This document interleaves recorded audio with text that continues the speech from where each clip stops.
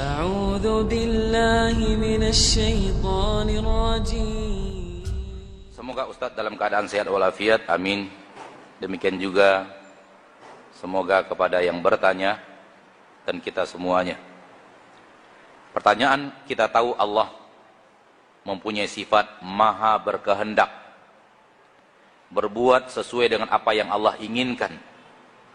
Tambahan dari saya, lalu bagaimana pandangan Ustadz apabila kita beramal,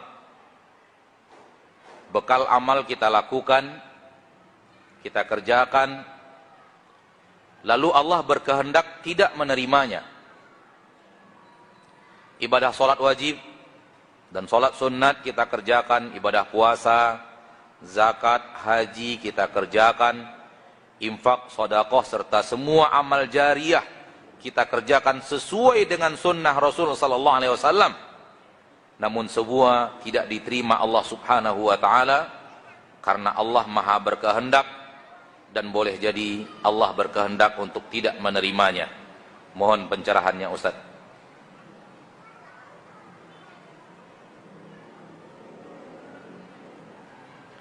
Anda yang bertanya, coba bayangkan kalau Anda adalah seorang pemimpin perusahaan. Anda tidak tahu apakah Anda pemimpin perusahaan atau tidak. Namun bayangkan saja Anda adalah seorang pemimpin perusahaan. Atau kalau Anda punya toko, Anda punya beberapa orang karyawan.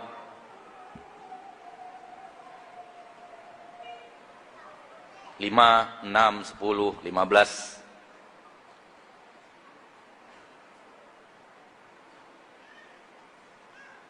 Karyawan Anda tersebut terbagi dua. Ada yang melalaikan pekerjaan,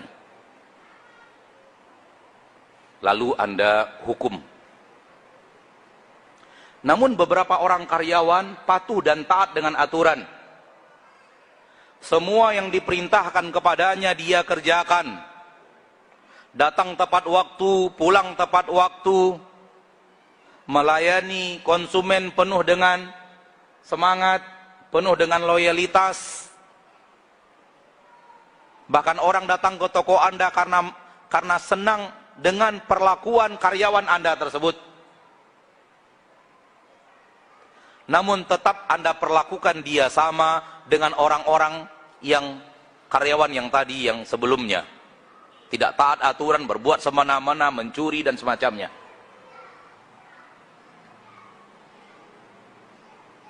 Anda tetap perlakukan dia sama dengan karyawan yang tadi, karyawan grup yang pertama. Saya dipahami? Jadi yang patuh aturan, taat, datang tepat waktu, bahkan sebelum jam datang dia sudah nunggu, walau hanya beberapa menit dia sudah nunggu di depan. Dan pulangnya terkadang beberapa menit setelah jam pulang.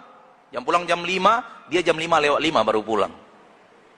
Bekerja penuh dengan loyalitas, penuh dengan semangat, tak pernah mencuri, amanah. Apa yang akan Anda lakukan kepada karyawan Anda ini? Anda pecat seperti grup yang pertama? Atau Anda justru berikan penghargaan? Karena Anda adalah owner, pemilik perusahaan itu. Anda adalah owner, pemilik toko itu. Wahai saudaraku, tolong jawab. Anda akan memberikan penghargaan atau memecat, menghukumnya seperti grup yang pertama? Anda akan melakukan yang kedua atau yang pertama? Yang kedua, memberikan penghargaan, memberikan apresiasi, memberikan kesukaan Anda kepadanya, dan memberikan sesuatu yang mungkin lebih daripada apa yang dia kerjakan sebagai tanda terima kasih Anda, atau akan memecat seperti yang pertama? Yang kedua atau yang pertama? Kedua. Ulang lagi, pertama atau kedua? Lalu kenapa Allah Anda katakan seperti itu? Kenapa Anda berburuk sangka kepada Allah? Anda mengatakan Allah tidak akan menerima amalmu. Kamu sudah sholat, puasa, zakat, sudah Anda lakukan sesuai dengan sunnah Nabi, Allah tidak menerimanya. Lebih burukkah Allah dari dirimu? Wahai manusia, sadarlah. Siapa dirimu, siapa Rabbmu. Karyawan Anda yang patuh, Anda berikan penghargaan. Anda berikan gaji lebih.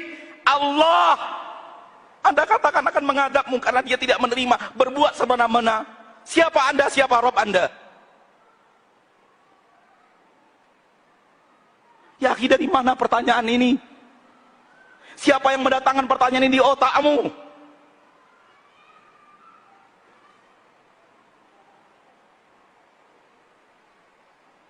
Siapa yang akan mengatakan ini tentang Allah yang maha pengasih, maha penyayang, maha pengampun? Pernahkah Allah mengatakan kepada Anda, walaupun Anda telah begini, kalau aku tidak mau menerima, aku tidak terima, karena aku berbuat sesuka hatiku, karena aku berkehendak apapun yang kuinginkan? Dari mana pertanyaan ini, subhanallah? Apa yang membuat Anda bertanya dengan pertanyaan yang seperti ini? Yang kalau dilakukan seorang manusia penuh dosa sepertimu, orang akan mengatakan Anda adalah manusia yang tidak pandai berterima kasih, manusia yang tidak adil, manusia yang kurang ajar. Lalu pertanyaan seperti ini Anda tanyakan untuk Allah. Mana adab kita kepada Allah?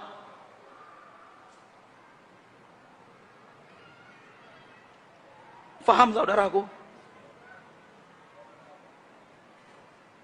Kalau Anda memang mengerjakannya sesuai dengan yang Anda kerjakan, sesuai dengan aturan yang Allah telah ajarkan, sesuai dengan sunnah Rasulmu, dan Anda mengharapkan hari akhirat, mana ayatnya Allah tidak terima? Mana hadisnya dari Rasul Allah tidak terima? Dan Allah kalau ingin Anda ke neraka, Anda ke neraka. Mana ayatnya dan hadisnya? Kalau Anda bertemu ayat dan hadisnya, panggil saya untuk penggal kepala.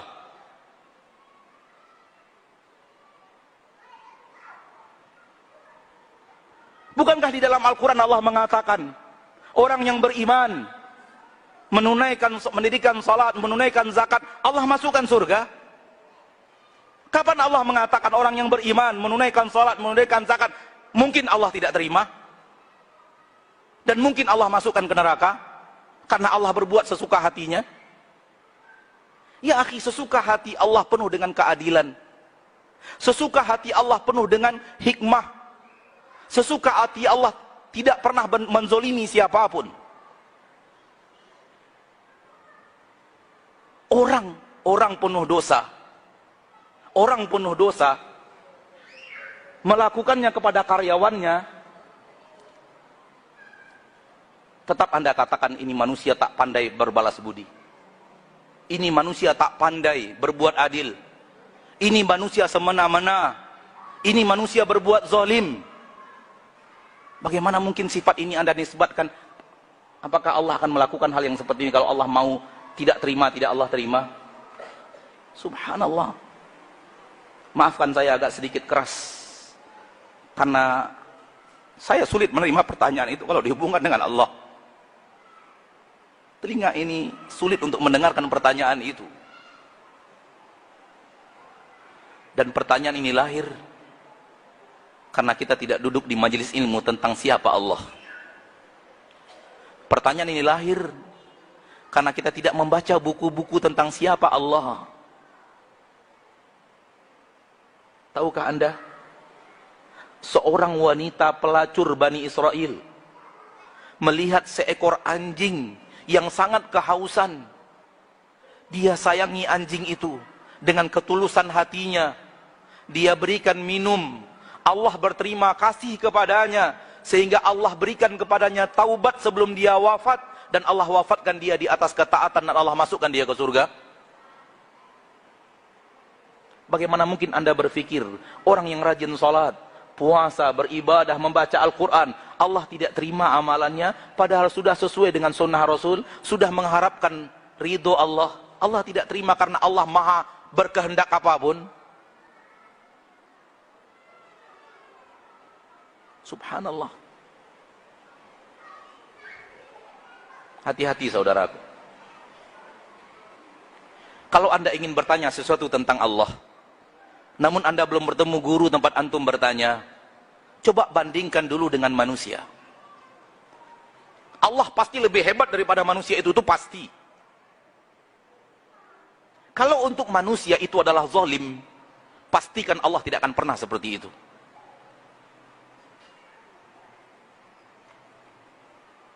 Kalau untuk manusia dia adalah sifat tercela, maka Rabbmu maha suci dari seluruh yang namanya tercela.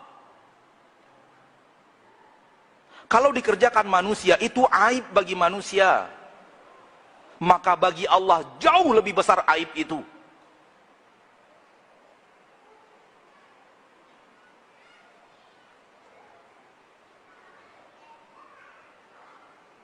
Hati-hati dengan kalau kita sudah berbicara tentang Allah.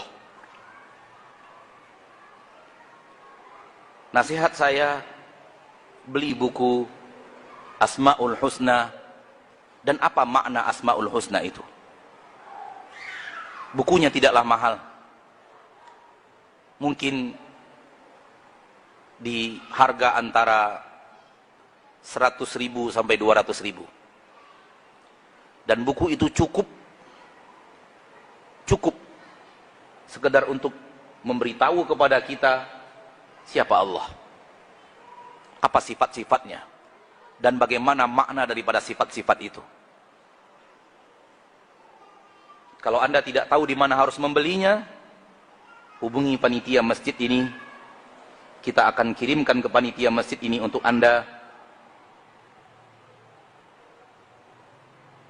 bisa menitip kepada panitia masjid, bukan jual beli tapi menitip. Wallahu ta'ala a'la wa alam. Dan saya mohon maaf kalau saudaraku yang bertanya, walau Pak Anda tidak pernah tahu siapa yang bertanya, merasa tidak nyaman dengan cara kita menjawab tadi.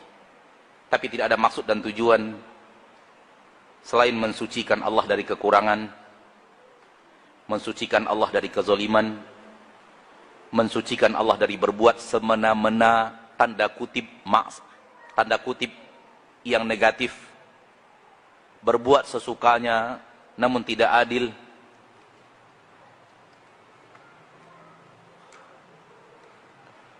Tidak ada maksud daripada aksi tersebut selain menyadarkan kita bahwa kadang cara berpikir kita sudah terlalu jauh terjerumus di dalam pola berpikir yang sangat teramat aneh dan menyeleneh, sehingga hal yang tidak akan mungkin kita lakukan kepada manusia justru kita lakukan kepada Allah yang maha pengasih, maha penyayang, maha adil, maha bijaksana. Allah mengatakan wala yadhlimu rabbuka ahada. Rabbmu tidak pernah menzolimi siapapun. Wa ma rabbuka bidhallamin lil abid. Tidaklah Rabbmu akan menzolimi hamba-hambanya. Allah berfirman, inni haramtu dzulma ala nafsi. Aku telah mengharamkan perbuatan zolim atas diriku sendiri. Maka Allah tidak pernah menzolimi apapun dan menzolimi siapapun. Kalau Anda serius, pasti Allah terima, pasti Allah masukkan surga. Karena itu janji Allah, dan janji Allah itu pasti. Namun kalau Anda sholat tidak serius, puasa tidak serius, berinfak dan bersedekah tidak serius, duduk di majelis taklim tidak serius, zakat dan puasa Ramadan dan berhaji tidak serius, lalu Allah tidak menerimanya, itu salah Anda. Karena Anda memang tidak menjalankannya sesuai dengan yang Allah inginkan, sesuai dengan yang Allah perintahkan, sesuai dengan sunnah Rasulullah sallallahu alaihi wasallam. Dan boleh jadi ketidakseriusan itu karena kehilangan keikhlasan. Terlihat oleh manusia sangat serius, Allah tahu dia tidak serius. Kenapa? Karena dia ingin pujian manusia, bukan ingin surga Allah dan balasan di akhirat. Manusia menganggapnya serius karena manusia tidak tahu hakikat sebenarnya. Namun Allah tahu dia tidak serius karena dia hanya menginginkan dunia dan tidak menginginkan akhirat dan surga. Oleh karena itu, boleh jadi ada orang yang Anda anggap serius beribadah tetap ke neraka. Kenapa? Bukan karena Allah ingkar janji, namun karena Allah tahu dia tidak serius. Namun bagi yang serius, beriman dan amal saleh, bacalah Al-Quran. Semua mereka dijanjikan masuk surga. Dan mereka pasti akan masuk surga.